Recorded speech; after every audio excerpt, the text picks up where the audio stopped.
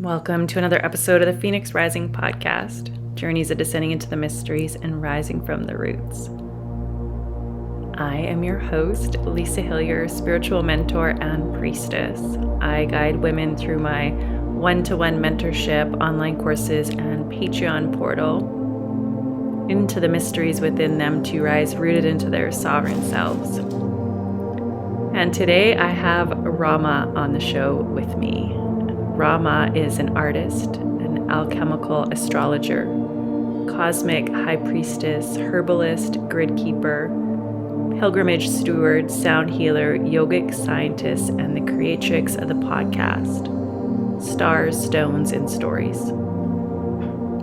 She has studied the art of star keeping for over 28 years and holds an MA in cultural astronomy and astrology, with merit through the Sophia Center at the University of Wales. This episode is full of so much magic. Can't wait to sink in with you. Welcome to another episode of the Phoenix Rising podcast, and I am here with Ra Ma. Welcome, Ra Ma. And to start, we're going to start with the question of what has been the journey that has led you to the work that you're offering the world today. Awesome. Well, thank you, Lisa, for having me here on your amazing podcast. And it's a big question. Mm-hmm. And I think the simplest response for me is one memory that I go back to again and again. And it was around 1988. I was living in Bitburg, Germany, and I was 8, 8-ish, and around the harmonic convergence. And my mother had just found out that my uncle was diagnosed with AIDS. And I remember how profound that time was, because she went into a pretty deep grief process and started educating herself in so many different capacities. And it really opened her up to her own spiritual awakening. And so I simultaneously was affected by that. And because of that awakening she had, I really grew up using herbal medicine and, right use of essential oils, and working with the tarot and studying astrology. And both my parents on the side became hypnotherapists. I mean, I just really emerged in this kind of new age culture as I was going through my late adolescence into my teenage years. And without that part of my life, I don't think I would be offering the work in the world in the way that I do, had I not witnessed her go through such a powerful transformation. That as I think we all know, when we go through transformation, it's not always light and bright. There's usually a lot of layers that get stripped away, and a lot of death and grief. And that was a huge part of my mom's journey that I was witnessing through my adolescence and teenage years. I love that death and grief that we go through on this journey, because I think that's part of the conditioning of our culture to kind of not really go into the grief, not really to go into the heartbreak or the pain or all of that. But it's such a portal into the depths of love that we can hold, like the capacity of love that we can hold in our life. So it's a really potent place that I know for most of my life I avoided until recently. And then when you go in, it's like, wow, like there's such a different experience in that place. And it's a eclipse tomorrow. This episode won't come out for a couple weeks, but so it might be interesting for people listening to be able to reflect back from a couple weeks from now, or when this episode is released, to what like shifted for them in the eclipse. So can you speak to what an eclipse is, and then also like your path is so integrated with the priestess, with astrology, Mhm. Egypt, all that kind of medicine. But let's start with what is an eclipse, what's kind of taking place in this portal that we're recording this episode in. Yeah, it's a great way to begin because eclipses bring massive uh, endings and bright new beginnings simultaneously. And we have the moment of the eclipse, like for instance, with this lunar, it's a total lunar eclipse in the sign of Taurus, conjunct the North Node in Taurus and Uranus in Taurus. So, this particular eclipse we have coming up has a very special flavor to it. And the totality of the eclipse will go from about 3 to 7 a.m. Eastern Standard Time. So that's the moment of the eclipse, so to speak. But eclipses always come in pairs, and sometimes they come in a series of three. So I like to call them eclipse portals because they are a portal. And as they enter in as a pair, uh, they're there's this element of time bending that really happens with the Mm. eclipse, and it's something I talk a lot about in my work, is this concept of time bending. Because I think a lot of people think, oh, a solar eclipse, it's new beginnings, and a lunar eclipse, it's closure, but they can flip flop and they can feed into one another. So there's just this folding of time and expansion of time that really happens in these eclipse portals. And what happens when you have an eclipse is that the light of the sun or the moon is blotted out for a time, which sometimes the exact alignment of that can be about an hour.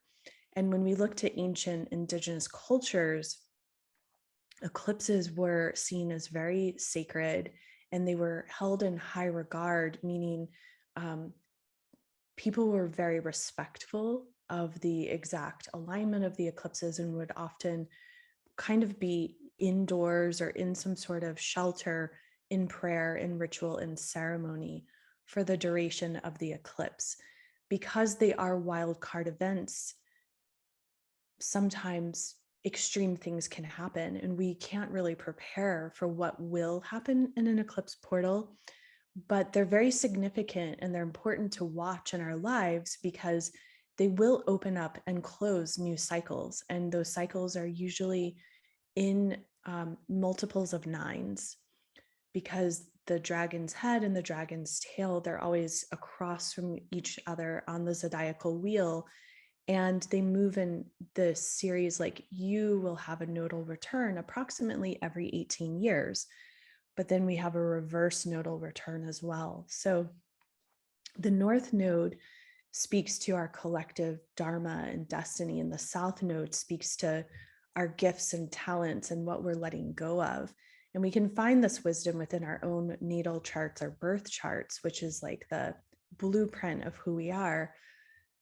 And we can find this in the collective astrology as well. So we've had the North Node in Taurus this year, and it's really offering us this opportunity on a personal level and a collective level to become more aligned with our value system, because Taurus is ruled by Venus, and Venus is goddess of love and culture and beauty. Venus, as this elder sister to Earth, really wants to bestow upon us that reminder that how we spend our sacred time and attention in our lives is our value system. So it is important that we do the things that we love, that we live in our joy and our pleasure. And for many of us in the world, we've been asked to dynamically shift our lives, and we will continue to be asked to dynamically shift our lives to support our value systems instead of supporting corporate structures or other kind of over culture structures that don't actually align with our values. So these particular eclipses that we are experiencing in 2022 and in the first half of 2023 are really aligning us in that particular way, especially this fall, as the North Node and Uranus and the full moon with tomorrow's eclipse all come to align in one marriage and one unification. And Uranus and Taurus is so important to our current astrology. I've been talking about Uranus for so many years in Taurus because, again, it is sudden shifting and change, and we're seeing it globally through our economic um, currencies and the economic world. And there's just a lot we don't know, and we're not meant to know. We're meant to, again, continue to align with our value system and to create more beauty and more pleasure and more art in the world that we can be really proud of and we can celebrate as humans, Mm. which for many that feels a little counterintuitive to them these days, but that's really what I see as the way through kind of the chaos of these times. Yeah. Can you speak to Uranus and what that does for each of us, the planet? Mm-hmm. I am 42. I'll be 43 in December. Mm-hmm. And growing up, I always heard of midlife crises. Yeah. And I was like, but it was more like men that would have the Yeah. midlife crisis, right? So I never knew it was a thing. It's a And thing. oh, it's a huge thing. I'm in it too. And one of my friends who is an astrologer, she's like, oh, you're going through these transits. You went through a Uranus Mhm. transit, I think a Neptune, and then I Mhm. come up to a Uranus square on my 43rd birthday. And then I think Wait, you mean Pluto square? Do you was mean it Pluto Pluto? square? I don't know. Well, I'm not. Uranus, yeah, we do the opposition with Uranus. We do a Pluto square Pluto and a Neptune square Neptune. Okay. Okay. Yeah. So, yeah, midlife crisis is a real thing. It's a real It's a real thing. thing. It's a real So, thing. can you, yeah, speak to the transits that we go through and Yeah. Uranus? I'm so passionate about this topic. I like to call them midlife activation points instead of midlife crisis because Yeah. that's really what they're doing. They're activating us. So, a lot of people know about the Saturn return, which is the way that I see it astrologically. It's like when we actually become an adult. Culture Mm, says you're an adult at 18 or 21 or whatever the age is. Um, for astrology, it's really through the Saturn return that you've become a full-fledged adult. And then we go through these midlife activation points, which it depends on one's generation. Many people experience the Uranus opposition first, and then they go through Neptune square Neptune and Pluto square Pluto. My little section of when I was born, we experienced Pluto square Pluto first, Neptune square Neptune first, and I will be in the exact alignment of my Uranus opposition next summer. So it all really depends upon the degrees, so we can't generalize and say, oh, at 40 or 42, because these outer planets, they go retrograde every year for about 6 months. So, and they have different orbs, elliptical orbs, Pluto, so there's different ways to break it down. But essentially, what is happening is that Neptune comes in to provide this big kind of fog and cloud so that you almost lose your complete identity. And it can be very disorienting, particularly for people who have been on a spiritual path for a long time, because you get so kind of like clouded with this Neptunian fog. And it's an opportunity to not really be able to see the forest through the trees, to deepen your faith and your mm, trust, and who you come out as on the other side. It can vary. Some people will completely shift their whole outlook. Some people will just anchor in even deeper to the practices they had. There's a real kind of dark night of the soul that can happen through that. And then with the Pluto square Pluto, it's a dynamic around power and transformation and being able to claim your power and own your power. That is hopefully what one, experiences through the initiation. And then with the Uranus opposition, we have this rising, this ascent of the Kundalini frequency.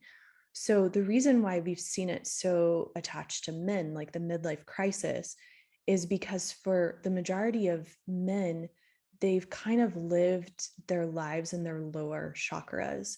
And then Mm. what happens as the Uranus opposition comes through their physical body, which is why I love astrology, because we can we can have these ancient wise souls, and we can have journeyed through so many different lifetimes and even be able to access that wisdom in this lifetime.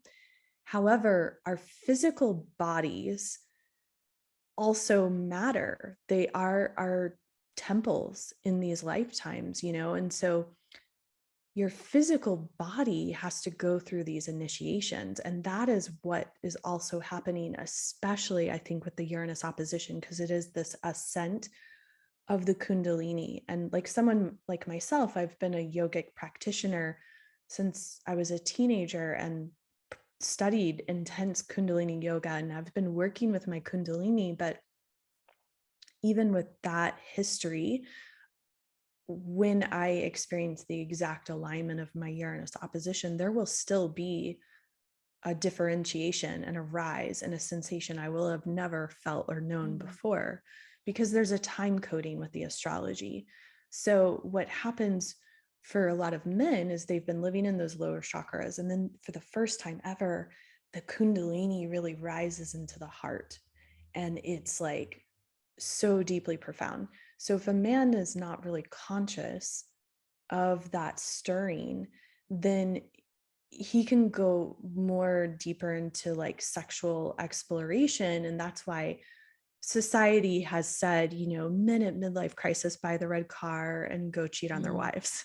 But that it doesn't have to go down that way. And then for women, because at least how we've experienced culture thus far here on earth, a lot of girls have been raised to just be very kind and please everyone and take care of everyone else. So, women have been indoctrinated over and over again to be in their hearts.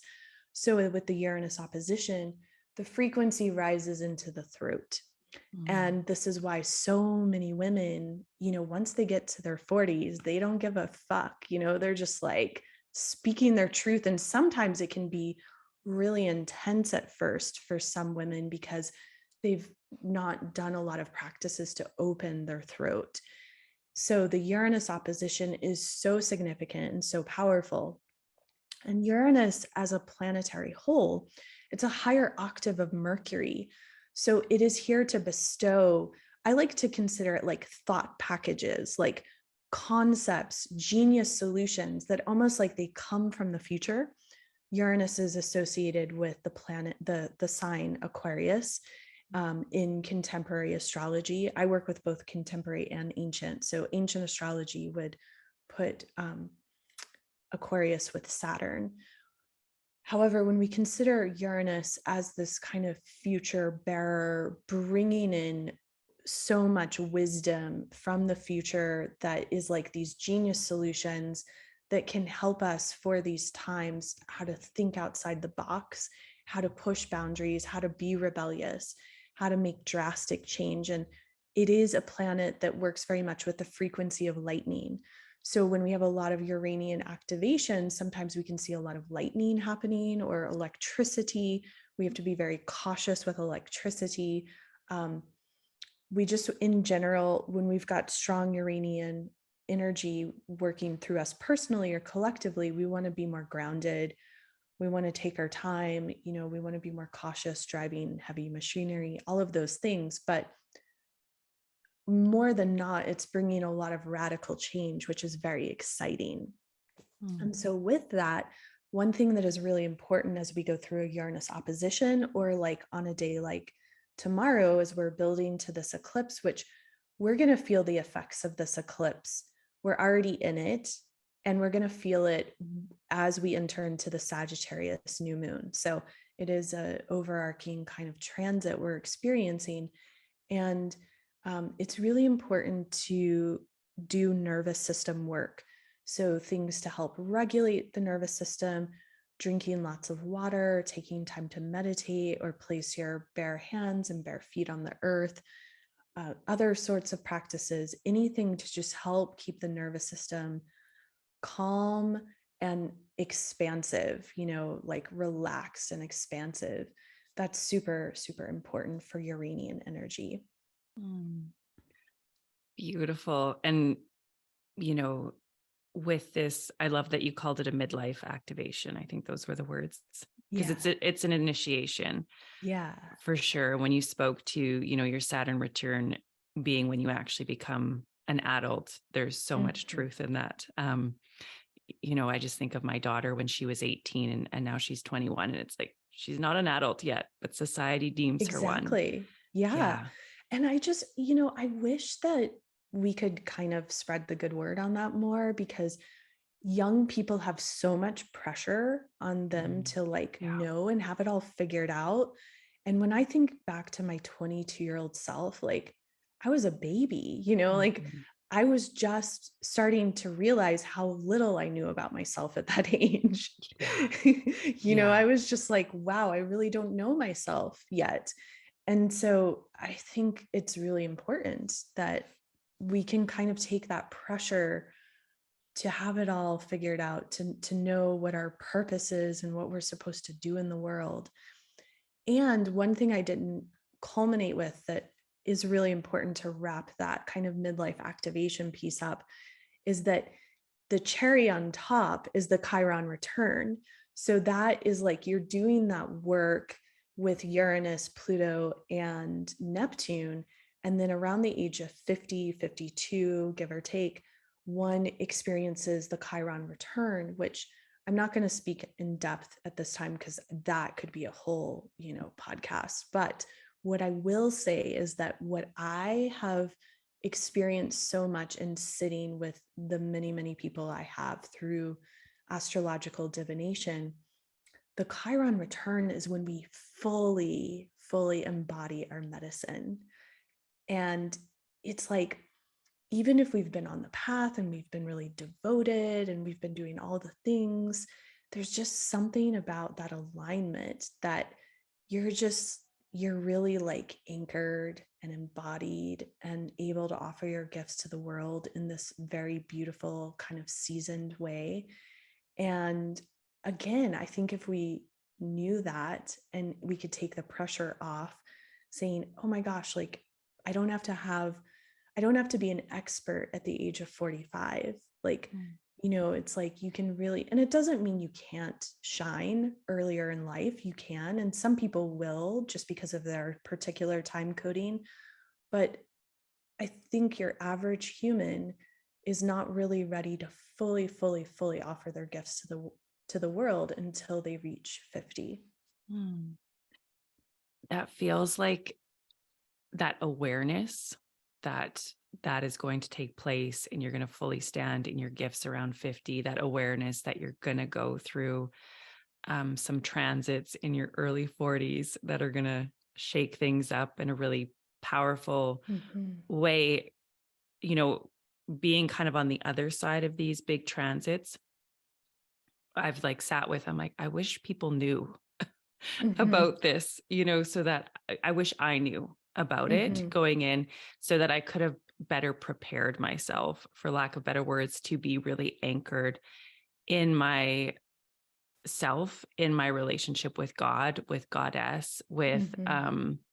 you know, nervous system regulation so that I could have like a strong foundation moving through these transits. And I've been on this path for quite some time. And so I thought I had that. And then these transits came and I was like, holy shit. Like this is Yeah. a whole this is a whole nother level. So for people listening, knowing when they're going to happen in Mm-hmm. your specific chart is so powerful. And that awareness, and how can I support myself in this? What can be my anchor? Does anything come to mind for you on what are powerful anchors to move through these transits? Yeah. I mean, I think definitely working with an astrologer that can help you know when they are, like the exact alignments, is really beneficial. And I also think having practices in place that support you, and we're all going to have different needs in that realm, but like, when I say practices, it could be daily meditation. Walking, I think, is really a beautiful practice that a lot of people overlook. And when we walk, especially when our hands are free, like I say that because I see a lot of people these days walking and typing on their phones simultaneously. But when we're walking and our hands are free and there's a light swing of the arms, it balances the left and right hemispheres of the brain. So it's super calming for the nervous system and very grounding. And so something like that, just uh, having a practice of eating really nourishing foods and staying hydrated. I mean, the basics, good rest, like good sleep patterns. These are the things that help get us through these transits. There will be times where journaling is important, or for some people, going to a therapist will be important, depending on if their 12th house or 4th house or 8th house is getting really shaken awake. Those are good times to have a good therapist that you can connect with. Um, and any other kind of support measures. Everyone's going to be a little bit different, but like I get regular acupuncture, and it's like it just helps my body work all this energy as it shifts and evolves. So Yeah. those are some of my favorite ways. Yeah. And I think just that knowing that it's happening for your greater good. It's part Hmm. of divine will. It's a Absolutely. natural occurrence. I resisted mine so much because I didn't understand what was happening. And so almost that ultimate surrender Hmm. to it is very Yeah. powerful. Yeah, these outer planets, they don't mess around, like they will force you to surrender. Yep. It's inevitable. Yes, Yeah. There's kind of definitely. this aspect of like the meat tenderizer and being tenderized. Or, um, I used to live in LA, and we had such a great amount of Korean spas there. It's the one thing I miss about living in Los Angeles. And have you ever been to a Korean spa? No. Okay, because I think there's at least one in Vancouver. Um, anyways, when they put on these mitts, and they're these really powerful exfoliators, and the women just scrub you down. And I hope this doesn't sound too gross, but you can literally like look over your arm and see like chunks of skin Oh, getting wow. like sloughed off. It is amazing. It's the best feeling ever. Like you feel like a newborn baby afterwards. And I have the mitts myself, and I do it at home, but there's nothing like having the women Mm. do it, because I mean, it's about a 30-40 minute process, and they scrub you everywhere, like all the parts. And it's like that. Like that's what these outer planets do. They're just gonna like slough off any part of you that is not real or pure or true to your essence. They help to bring you back to that. And I want to say there's always an element of free will. So the more you participate in the surrendering process and allow the energy, the more that gets sloughed off. When we really resist, if we go into deep addiction or denial, or we abuse our power, or, we mismanage our kundalini, that's also a choice. And we can see the effects, in the culture of people who make those choices. And they usually don't come out looking so good on the other side. Yeah. Yeah. Yeah, I love that. It's a choice. We can choose to Hmm. surrender to it, or we can choose to fight Yeah. against it. And Yeah. And that Neptune piece, like where I was speaking about the addiction or like being in denial, that's a super important piece in our collective right now, because we've had Neptune in Pisces since 2012. And Neptune will be making a shift. I think it's like 2026, which also is when Uranus will be shifting from Taurus to Gemini. So that's going to be a massive year. There's going to be so much transforming because these outer planets will all be in air and fire signs. Whereas for the majority of our lives, they've been in earth and water signs. Mm.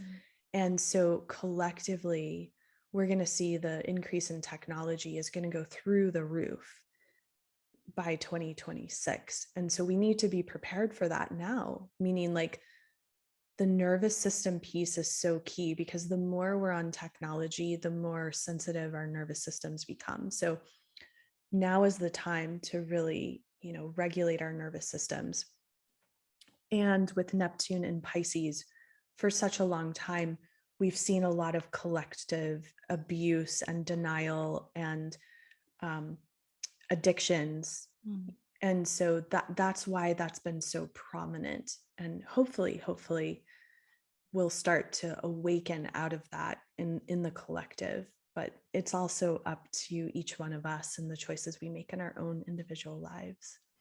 Yeah. So we can see that we're going through a huge shift on the planet Yes. collectively right now, a massive awakening, we'll call it, shake up. Yeah, it's an awakening. It sounds cliche, but it's an awakening, and all of the 2020s are just packed.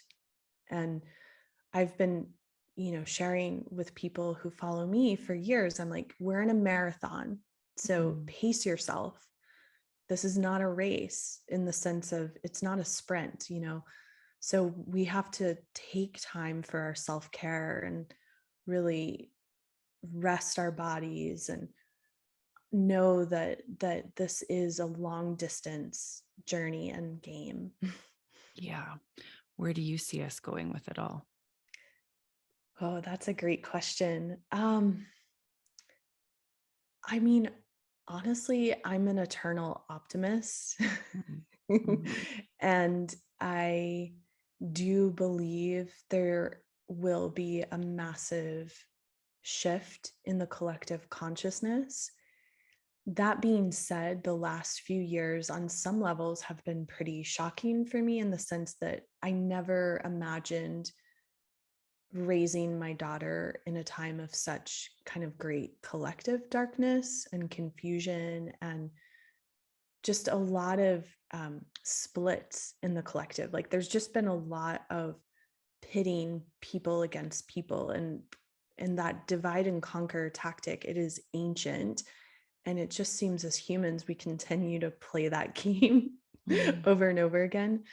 I do believe that we have the possibility to really rise out of that. But there are a lot of options and choices. And we are really in the Aquarian age right now. And there is a dark side to the Aquarian age, which is kind of the over reliance on technology and giving away all of our information through, artificial intelligence. And there's so many possibilities. And I'm a very multidimensional person. So I kind of see many possibilities simultaneously. And for me, I always aim for the highest timeline. Mhm. So that's where I am. And I just keep holding that. And in that, there really is like a golden age consciousness that is emerging out of this time we're living in now, where there's still a lot of um, things that have to be collectively shed, and there's still things that need to be grieved and witnessed and honored for what happened. And so, every day we're kind of living in a paradox because there's a great expansion and a great contraction happening. But I really do believe that we very much could be living in a time where in our generation we will see um, more and more people really living in harmony with the earth and Mm. really um, treating one another with that kind of sisterhood, brotherhoodly, altruistic connection, and where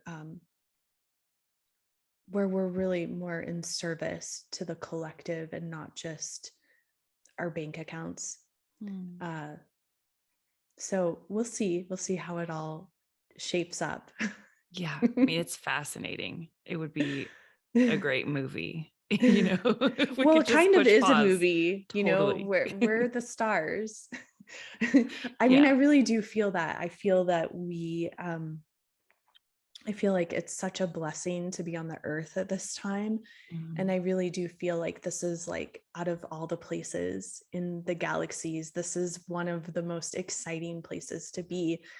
And it's real easy to feel overwhelmed or kind of like, oh, like it's so hard. But I think that there's infinite support there for us yeah.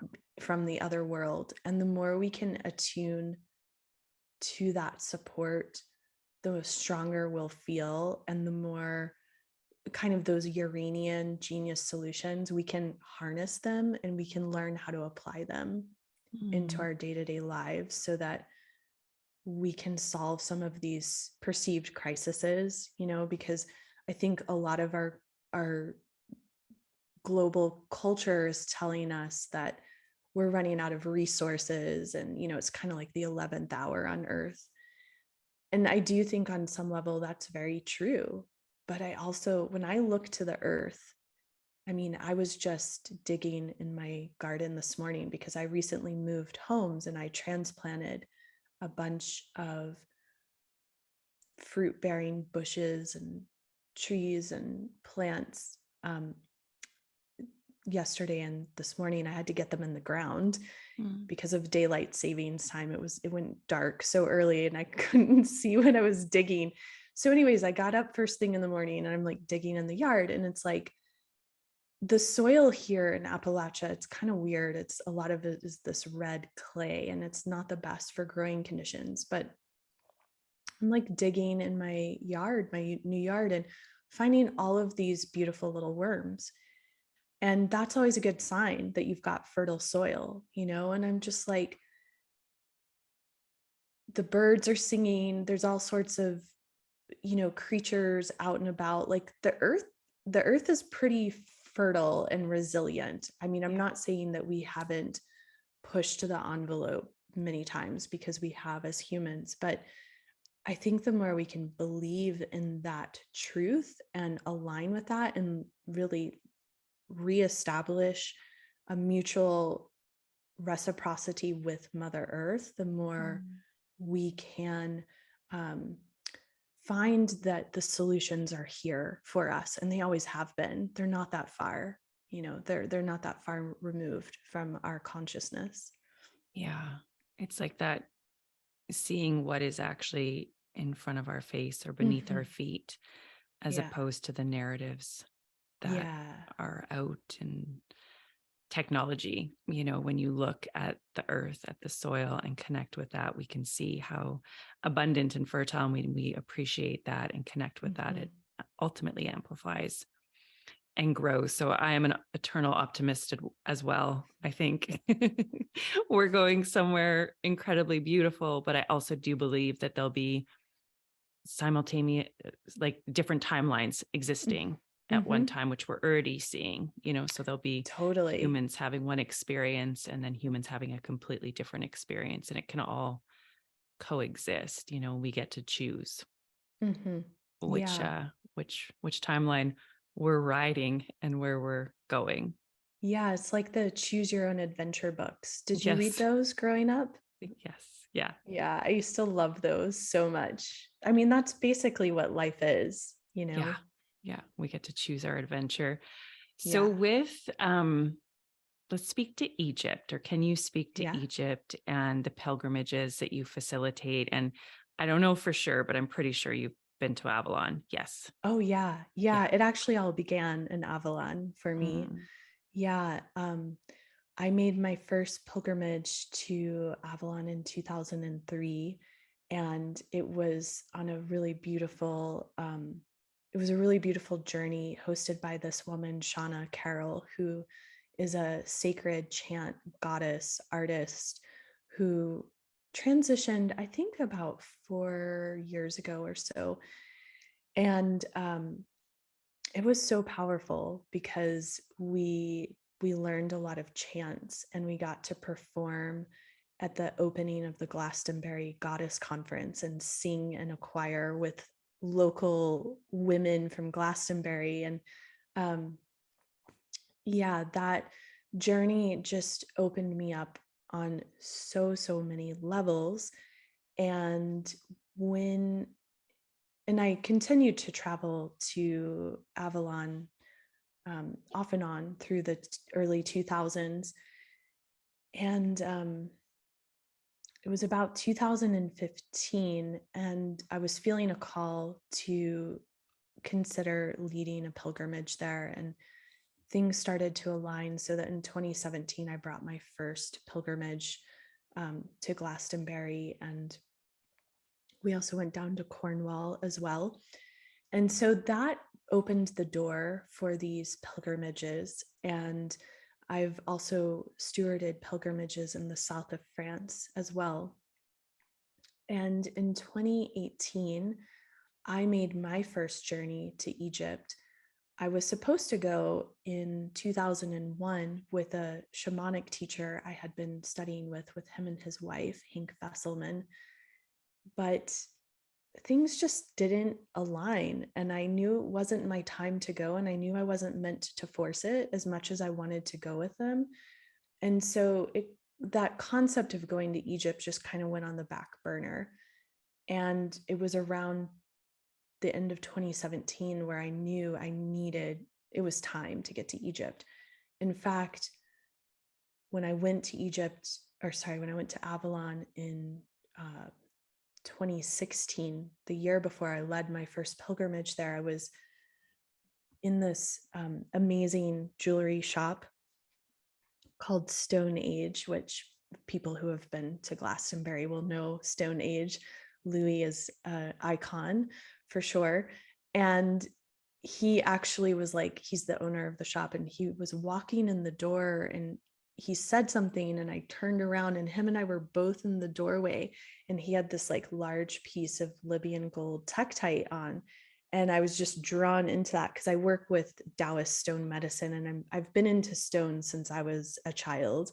And when my previous husband and I, when we were getting to know each other, we got to know each other by going to dig stones up from the earth. We traveled all over the West Coast and the East Coast digging stones. Mhm. So anyways, I was so drawn into this Libyan gold tektite, and I was just like, what is that? And he was like, it's Libyan gold tektite. And he was like, there's a whole case over there. And he pointed, and I turned and I went to the case, and I just stood there for almost 2 hours. And there was this particular ring I ended up purchasing, and it was the largest investment I had ever made on a piece of jewelry for myself. I normally don't, at that point, I had never even really bought jewelry for myself. And so I just was like, am I going to do this or not? And the ring kept telling me, I'm going to bring you to Egypt. And I was just like, okay. And so, anyways, in 2018, I went to Egypt for the first time, and I was on a journey with a group of other women. And when I went, literally right before my first journey there, I had been working with my mentor, Elder Malidoma Somé, and I had been through this powerful elemental immersion. And so my senses were very, very peaked. And when I arrived in Egypt, I had this immense connection, like as soon as I got there, to the elementals of the land.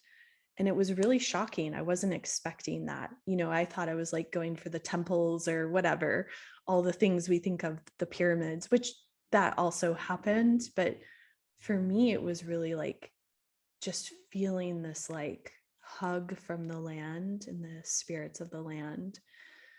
So in that journey, I realized so much got awoken within me. And I realized that part of my work was to continue to travel to Egypt and to start to bring groups there.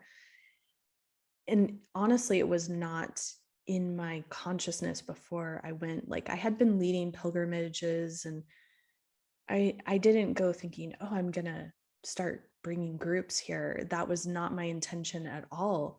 it was actually kind of disorienting because the land opened up to me on such a deep level. And it was towards the end of that journey, we were in the very last temple, the Temple of Philae, which is the Isis temple in Aswan, which is in South Egypt, known as Upper Egypt. And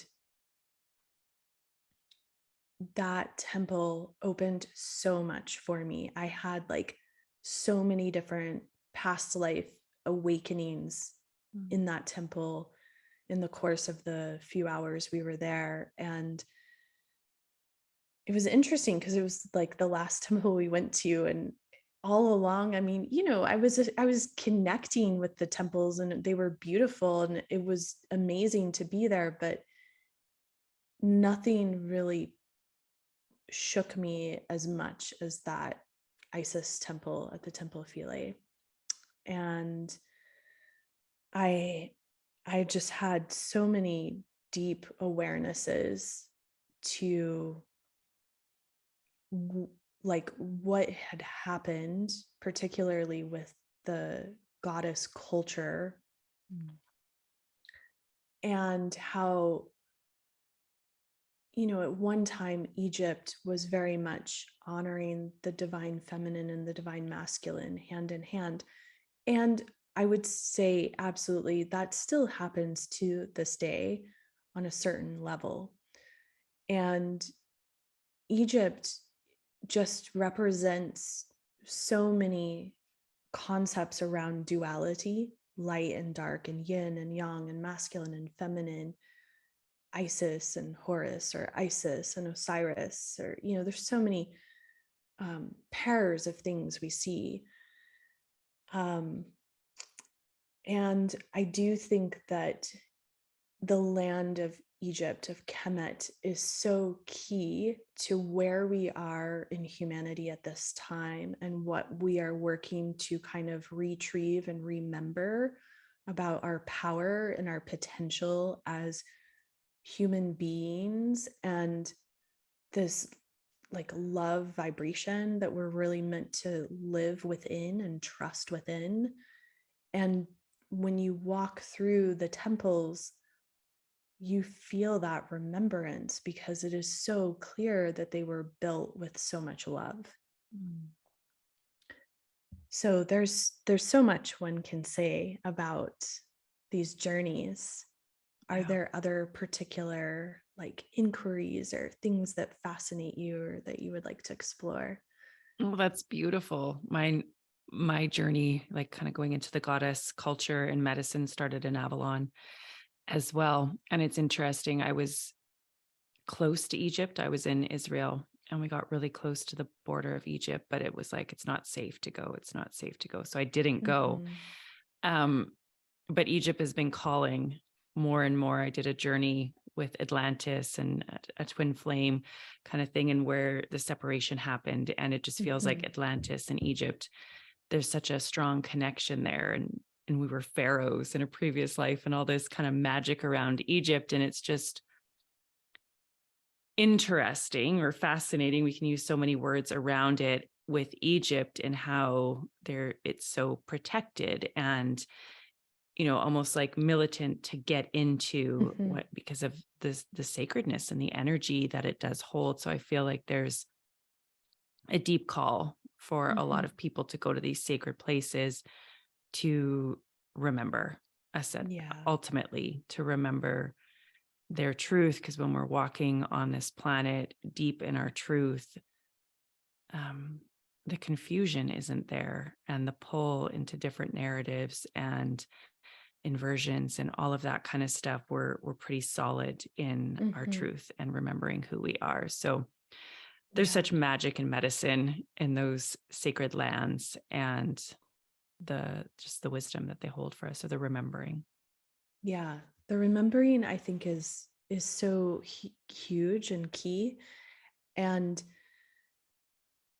I will say, traveling there these days, it can be pretty disorienting. And I think it's important people know that. And if they do choose to go to Egypt, that they're very, very selective about who they go with and make sure that it is a sacred container, like a truly sacred container, because there's a lot of buzzwords that are being thrown out by different people in the collective. And ultimately, like, who your Egyptian contact is everything. That's key. um because I do think Egypt has so much power Mm. for our present moment and our future moment. And I think that there are various powers that try to sway the energy and affect what people can do and can't do in these sacred sites.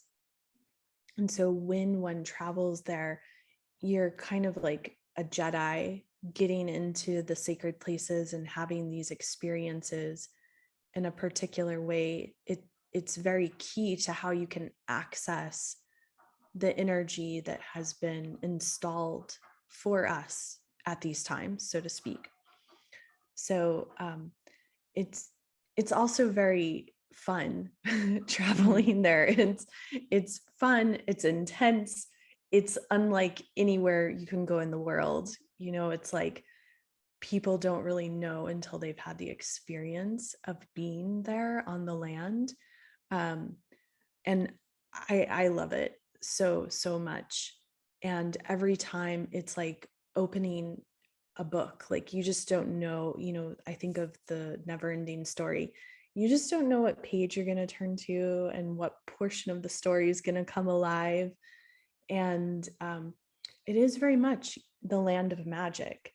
And Mm. that's why I always caution people when they are being called to travel there that they use discernment, because um, as it is the land of magic, you want to make sure you've got some strong people on your team who know how to maneuver various magical paths, because not every being there is going to have the highest and best for the group, right? So that part's really key. And I do believe it's important that people who have a call to Egypt are going at this time, because there is something really significant to experience and receive from the land. And like being in these places, it is so profoundly healing. I mean, being in the Great Pyramid, literally, it is a healing chamber. And Mm. so, what you can experience and the spaces and places you can go to are so vast.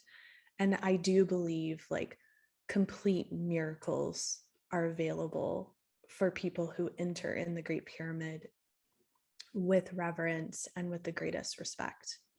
Mm.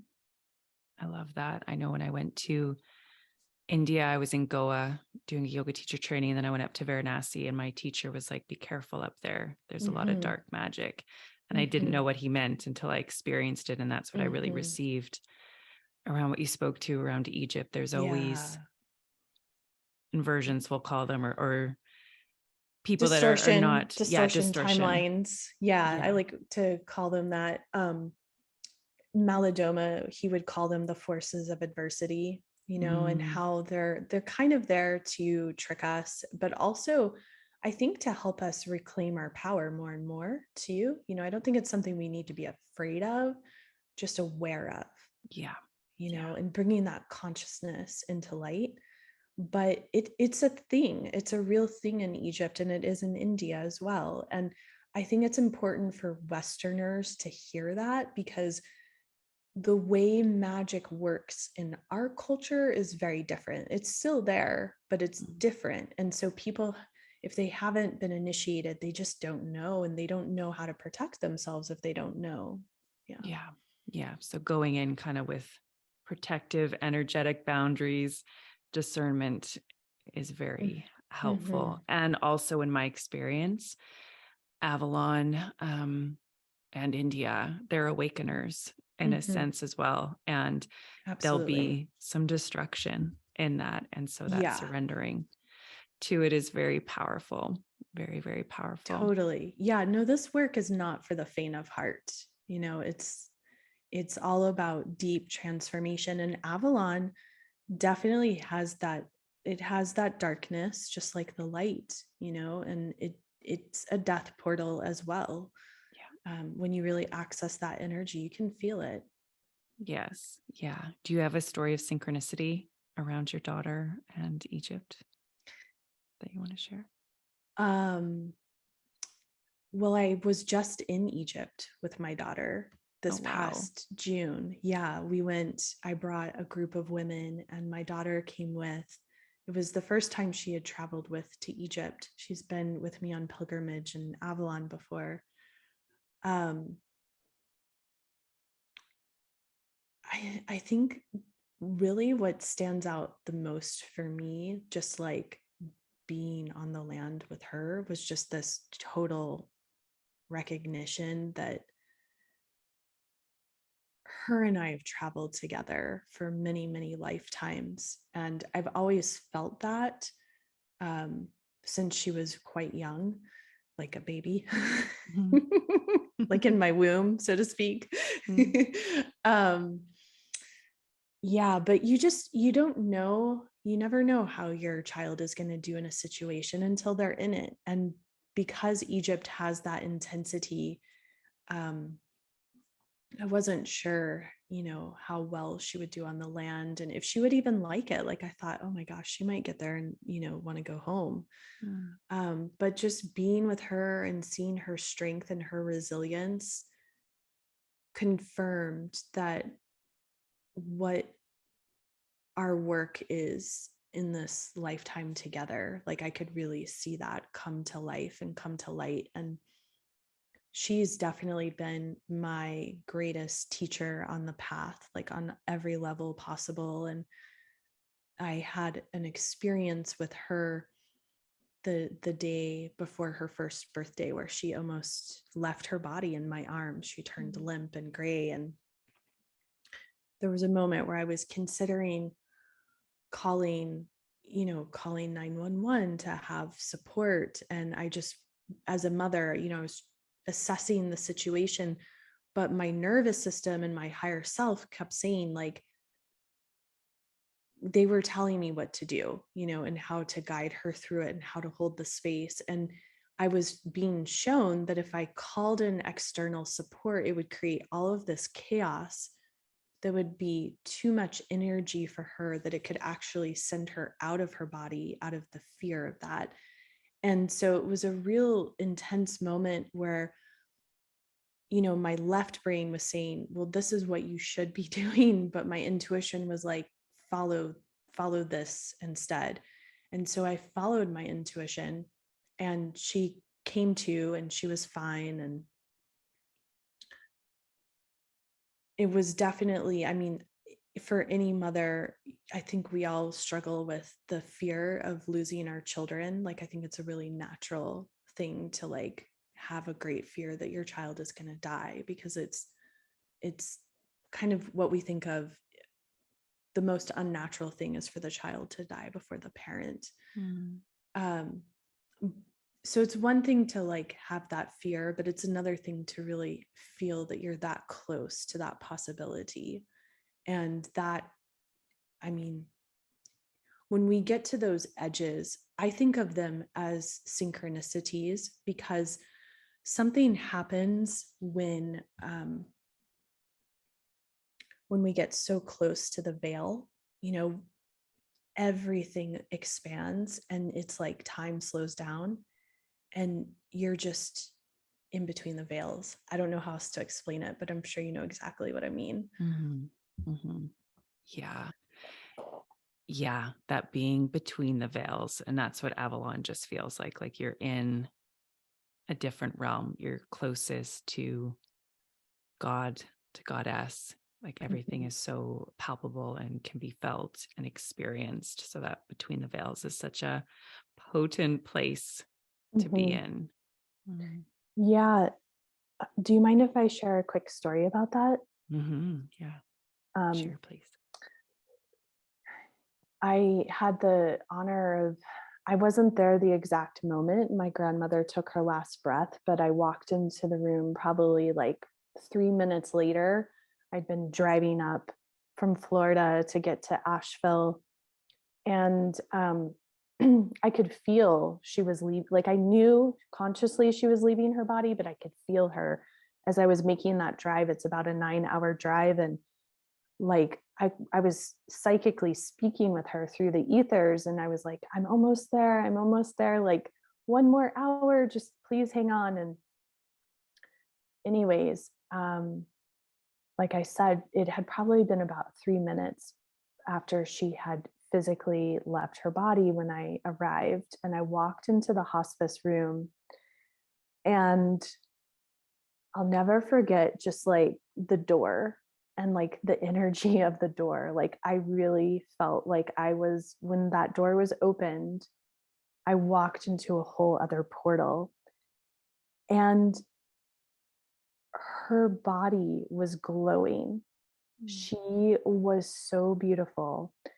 Literally, I watched her because my mother and my aunt and we massaged her body and we sang to her for about an hour at beginning around that time. And I watched her body, like the wrinkles faded off of her face. She became a little more small, and this like glow just emitted all around her. It was the most Wow. sacred, holy experience. And it's so interesting because our cultures quite often really cut us off from death and that experience of being with our loved ones when they actually make the transition. And it's very much like life. Like, I've also um, been a birth and a postpartum doula, and I've seen many women give birth, and something happens when that baby is getting so close to crowning and being pushed out that like the atmosphere in the room shifts. Even if you're in a hospital and everything's beeping and loud, you can still feel it if you're attuned. And for me, that's really this whole concept when we talk about the veils and beyond the veils. It is very palpable. And Mm. the season we're in right now, the season of Samhain for us in the Northern Hemisphere, is a time of the thinning of the veils. And with this also simultaneously being an eclipse portal, it's more peaked than ever before in many, many years. And I think it's important for us to know that we just have a lot of power right now to really connect with our departed ones and our guides and our guardians and whatever other beings we work with at this time. Mm. That's beautiful. That's beautiful to acknowledge the sacredness of death and how it's Mm. such a initiation for our loved ones that pass. It's something really beautiful and painful, of course. Yeah, yeah. But there's like a graduation. I remember when I was in India, that was the term that they used. It's a graduation for our loved ones that are passing. Mhm. And our culture just, we're so separate from it. So just hearing that story is so beautiful as your loved one transitions. And it was such a beautiful portal. And the veils are thin right now, and we can feel it. And so that Mhm. communion with the ancestors is so, so powerful. Do you want to speak to the dragon currents and what are the dragon currents? Who are the dragons and how are they with us, Yeah, always? yeah. I mean, the dragons are a bit of mystery for us in our human incarnations. And um, I do believe dragons are real, and we can look to many cultures where we can find that dragon frequency. The Taoists work with the dragons a lot. The Vedas speak about the dragon energy. I mean, that's what the nodes of the eclipse are. The north node is the dragon's head. The south node is the dragon's tail. And as we look to like Celtic Europe, there's a deep knowingness of the dragon lines of the body, the earth's body, which can also be called the fairy lines. So I do believe that dragons uh, help to protect and um, keep the continuity of sovereignty alive throughout time and space. And so I think different planetary systems have different dragons. And I believe there are dragons of directions, like dragons of the east and the west and the south and the north. But I think one of the easiest ways to explain kind of like dragon currents is just imagining like our bodies have these different meridians where there's intersections of energy. And we can see that through the chakra system. We can see it through the practice of Ayurveda and acupuncture. Western medicine hasn't really awoken to this, but I do believe will be soon. I think it's inevitable for this kind of unity consciousness to come back into being, as we were speaking about this possibility of like this golden age resurfacing for us here on earth. And so with that, the meridians of our body are a mirror for the meridians of the earth's body, and these are ley lines. And we have particular intersections of the ley lines at sacred sites. And so, we can look to Avalon as being the heart chakra of the earth. We can look to um, Egypt as being the throat chakra of the earth, and so on. There are various sites around the world. And so the dragons help to steward those spaces to keep the energy clear, so to speak. And I also believe, if people are so inclined, I do believe every human has access to their own personal dragon as well. And I think dragon medicine is really helpful for the times we live in, because there are many people that are still kind of working out like, what is discernment, or what is truth, or what is sovereignty? And connecting with dragons help to realign to that consciousness of something that is pure and goes beyond the ages, that goes beyond egoic matter and opinions. So the dragons help to really, I would say, maintain the energies, the subtle energies that then kind of create the foundation, the network foundation for creation, really. Yeah, I love that that each human has their dragon ally. And when I was doing my priestess training, we did a journey to meet our dragon. And Mhm. it was one of my most profound experiences, because I was sitting in my bedroom. I didn't live where I live now, but I was sitting in my bedroom listening to one of my teachers guide me, Amaya, into meeting my dragon. And tears were streaming, like pouring, flooding out of my eyes as I'm meeting this dragon, where it was so beyond this physical realm, like this remembering that I just can't Mhm. even put words to Mhm. in this life. Like, it was like I was crying, and there was such a remembering and a union with this Mhm. dragon, that me as a human person I have no recollection of that, but in this other realm, it was Yeah. so natural, so it's weird even putting words to it, but it's like that ally and support is so huge right now. Just even the ancestors or the dragons, or Mhm. however it shows up for everybody, so that we don't feel alone in this chaos. It can feel like chaos at times. Yeah. It's like it's a support and a remembering again, and a remembering. Yeah, and a protection too. Mm. Like, um, if I'm driving sometimes and if I feel like I need extra protection, I might call in that dragon support. Or I traveled to Egypt in 2020, in December of 2020, 2020, my vision was to bring a large pilgrimage. And that didn't happen because of all of the lockdowns, but I found a way to go on my own because it was the great conjunction. And I was like, I just knew I had to be on the land there no matter what. But it was very weird, traveling at that time. And so definitely I was holding like a whole legion of dragons with Mm. me as I was flying, because I was just like, I really feel like I need the extra support right now.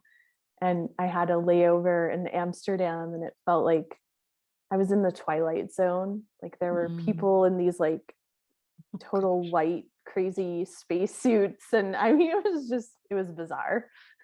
Yeah, I can't imagine. You need all your dragons holding you going through that. Absolutely. Yeah. Yeah. What's been your biggest lesson along the way? My biggest lesson along the way, well, I think that that would come to this ability to really trust, and to trust that everything is going to be held and that everything is covered. Um, when I was in the pyramid the first time, I really had a powerful journey on that occasion. And these two mantras were like literally, I don't know how else to say it other than they were like installed in my psyche. It was like they were imprinted, and they were given to me to always remember, like no matter what. And they are: trust the process, all is in divine order. And I mean, I've worked with yoga for many years, and I know many different fancy fun languages. And it was just like they had to come through in plain English, and they're words that are could be seen as cliche, but the way that they were like put into my psyche, it was just so powerful. And from that first moment in the pyramid, which was October 15th, 2018, I've been on this like crazy kind of dark night of the soul where almost every single aspect of my life got flipped upside down. Like I ended my marriage, and I moved um, homes twice, and just so many things with my work and my community, and then unfulfilled love, and just so many layers, so many pieces. And those mantras, trust the process, all is in divine order, have been like the lifeline for me through this great journey into the void, where I basically, every time I thought I had stripped down, I found there was a whole new layer to like dissolve and let pieces of self go, to the point where there was nothing else to let go Mm. of, you know? Um, so in that journey, as I've found myself rising up out of this other side of that death into like a true kind of phoenix moment of coming out of the ash, I have this newfound appreciation for just really sinking into the right timing of everything, and trusting in a way where even if my brain is questioning or I'm feeling impatient, I'm always reminding myself that there's a greater picture at hand, and that when I can really lean into that trust, I allow that magic to also move through me Mm. instead of trying to force things. And so it's been a real profound experience. And I kind of glazed over many details, in the interest of time and all the things. But, when I say a dark night of the soul, it it's it's been a real kind of deal experience, whereas like just having to face death after death and loss after loss. Yeah. Mm. Yeah, I felt that. Um, just that the loss and the grief and the dark nights of the soul and how messy and painful they can be, but Hmm. there is such freedom usually on the other side. There's a, Hmm. an alchemization into more truth. And I so resonate with that when you think there's nothing left, like that it's been the darkest night and, I'm good. And then, nope, Yep. there's It's another like layer, there's more to give. more to give. And that trust in the process. And I think as a collective, that's so important right now. Like there Hmm. is a divine will that is being orchestrated in this moment. And we just have to trust in this Yeah. process that, yeah, it's all for our greatest good. Mm. Hmm. How do you experience the mysteries? On the daily. um, yeah, I mean, my love of the mysteries are just so intrinsic to who I am and who I'm becoming every single moment of every single day. It's like I was laughing at myself today because usually, Monday, I mean, I've like got a particular rhythm and I'm doing certain admin things and then perhaps sitting with clients and I'm like out there digging in the dirt, like trying to get like blueberry bushes in the ground. And then I walked in the door and I'm like, of course, that's what I'm doing the day before the total lunar eclipse in Mm. Taurus, which is all about connection to the earth and Venus and the land. And like, it was really important. I got these bushes over here because there's like a potential abundance of apples and strawberries and raspberries and blueberries and roses and rosemary, so many medicinals that are such a part of my work and what I create as actual medicine, but also energetic medicine. So I use that as an example, meaning like it was not in my plans to be doing that today, but it ended up having to be. And that's part of being in the mystery is like really being open to the call of spirit, and like being willing to reorient as we need to and following the flow of energy, which I think is also very much related to the dragon currents. Because when we think about the ley lines of the earth and our energy and the energy of the other world, the more we can flow with that instead of trying to flow with our left brain thinking, our cognitive mind, Mm. um, then we really can be in the mystery. The mystery is that feminine yin space of potential and birth and life and death and all of the cycles and circles. Mm. Beautiful. How do you root into the self? Yeah, I love just like really simple practices of breathing into my body and feeling myself from the base of my spine to the crown of my head, and just calling my full higher self, my truth self, to be completely present in my physical body. Like I can do that, in a second. And that to me has been the most game changing practice. Mm. That, and also like putting my hands and my feet on the earth every single day and just grounding in and feeling my heart connect to the earth's heart. Mm.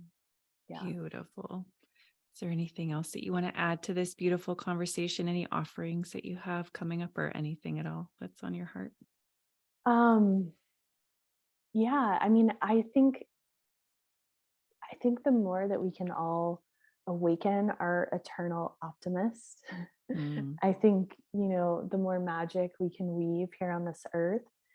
And I think that the more that we can lean into our creativity and our gifts knowing that all humans are creative, it's our nature. And however we can offer those to the world from a place of like true love, um, that is such a gift for these times. And awakening, each one of us awakening to our own unique medicine is a key part of that journey. So I am going to be offering my Skywalkers, which is a foundations in astrology course. That's going to start on the 22nd of November, but I don't know when you'll be sharing this. I don't know if it'll be before or after. I think it'll be before. Okay, so Right yeah, around then. if Yeah. people are interested, they might want to check that out. And they could go to my website, earthseedtemplearts.com, and learn more about that.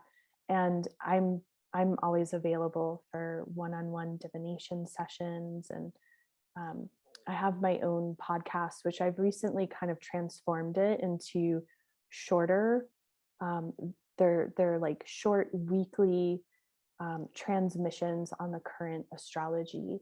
So if people are looking for a way to stay kind of connected to the pulse of the current astrology, it's called Stars, Stones, and Stories. And that can be a way for them to tune in to that energy. Beautiful. I love that. Stars, stones, and stories. That sounds Yeah. magical.